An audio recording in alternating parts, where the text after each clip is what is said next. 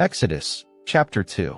A man of the house of Levi went and took a daughter of Levi as his wife. The woman conceived and bore a son. When she saw that he was a fine child, she hid him 3 months. When she could no longer hide him, she took a papyrus basket for him and coated it with tar and with pitch.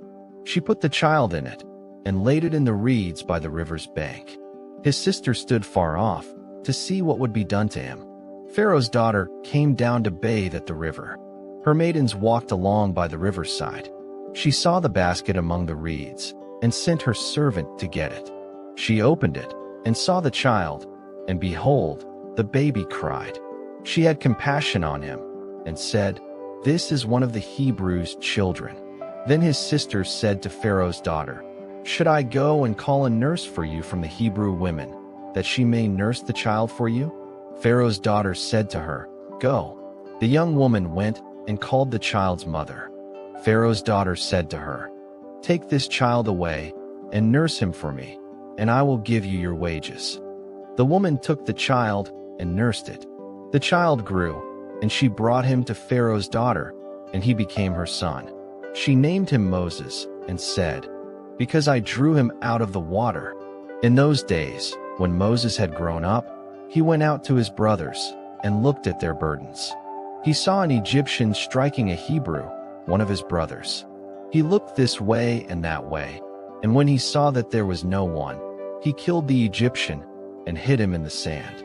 He went out the second day, and behold, 2 men of the Hebrews were fighting with each other. He said to him who did the wrong, "Why do you strike your fellow?" He said, "Who made you a prince and a judge over us? Do you plan to kill me, as you killed the Egyptian?"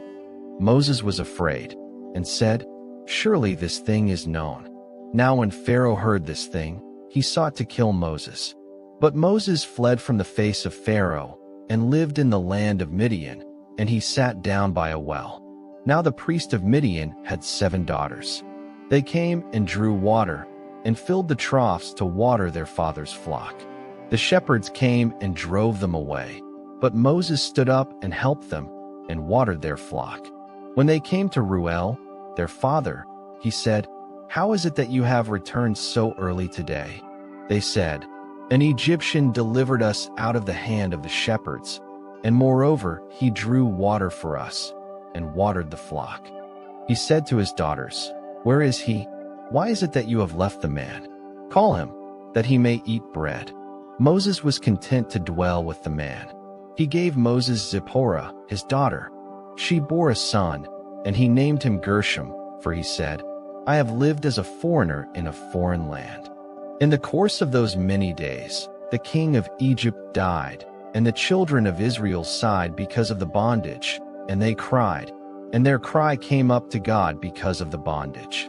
God heard their groaning, and God remembered his covenant with Abraham, with Isaac, and with Jacob. God saw the children of Israel, and God was concerned about them.